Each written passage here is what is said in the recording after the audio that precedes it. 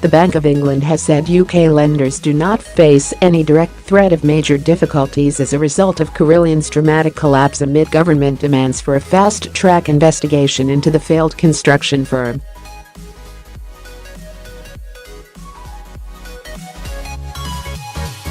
Banks and insurers' exposure to Carillion, which went into liquidation on Monday, are entirely manageable according to the central bank's deputy governor for Prudential Regulation and head of the Prudential Regulation Authority, Sam Woods.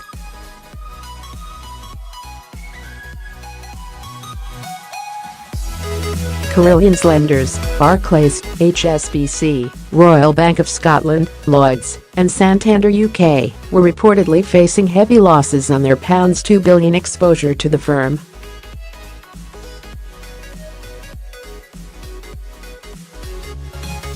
Speaking in front of a Treasury Select Committee on Tuesday, Woods said, "There's then the question of will there be a wider, indirect issue with suppliers, and that's more difficult for us to get a handle on, but added, I'm not massively worried about it."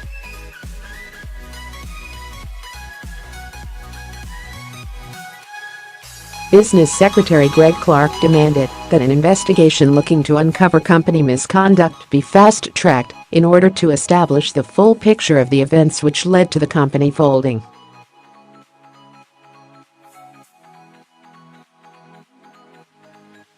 He said, "In particular, I have asked that the investigation looks not only at the conduct of the directors at the point of its insolvency, but also of any individuals who were previously directors."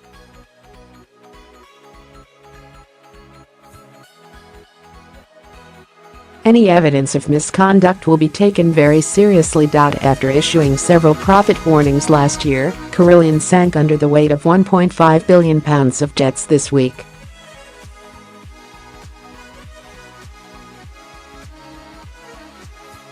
While the Bank of England believes the big banks face few major issues linked to the collapse, around 30,000 private firms are said to be owed money by the global construction giant with only public sector contracts guaranteed government backing.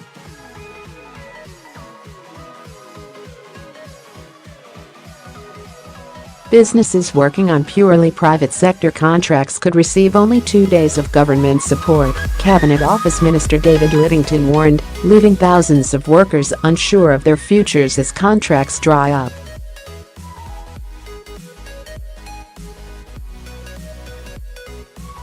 Carillion's collapse threatens the futures of 28,000 members of its pension scheme, 48,500 workers around the world, and about 5,000 suppliers.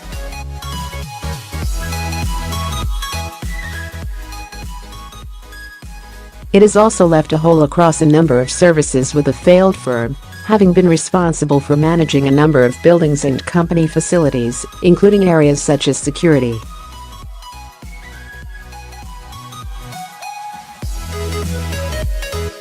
Larger companies which worked with Carillion also face substantial losses. Engineering firm Elle, for example, faces a £1.6 million hit if Carillion doesn't pay what it owes, and said in a note to shareholders that it was bracing for an adverse financial impact if the money wasn't recovered.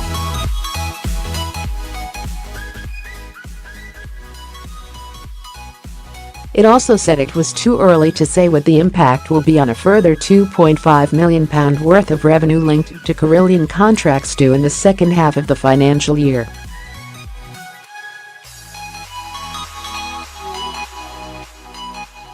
John Fenton, chief executive of Elle, said, "While it is disappointing to note the Carillion announcement, we continue to develop further our strong relationship with Network Rail and its principal contractors, and remain committed to developing high-quality solutions in the rail division both for upgrade and maintenance work."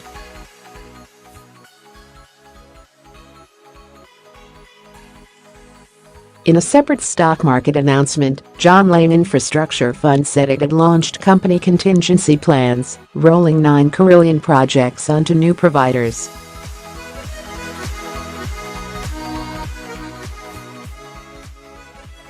However, it said the firm should not suffer any material impact. On Monday, Balfour Beatty revealed it would take on a loss of between £35 million and £45 million as Carillion's collapse hit, and Galliford Try said the firm's demise had left a £60 million to £80 million hole in the funding of the Aberdeen Western Peripheral Route Road project in Scotland.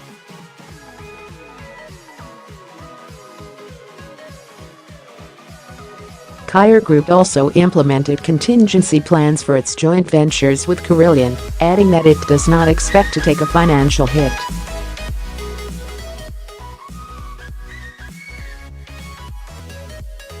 Six companies: Carillion plc, Carillion Construction, Carillion Services, Planned Maintenance Engineering, Carillion Integrated Services and Carillion Services 2006, were all placed in liquidation, with PwC appointed to support the official receiver.